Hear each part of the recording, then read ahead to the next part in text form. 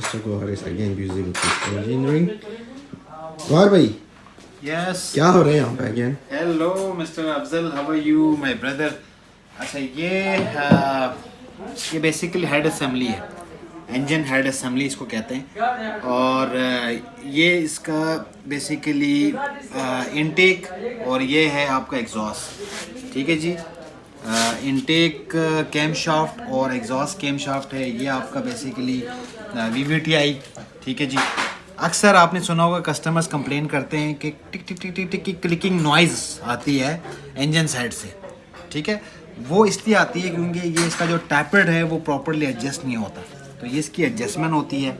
तो अगर आप इस आवाज़ को इग्नोर करेंगे तो डेफिनेटली बाय द टाइम ये आवाज़ इंक्रीज़ होती है और टैपेड एडजस्टमेंट प्रॉपरली ना हो तो आपका हेड असेंबली भी डैमेज हो जाता है।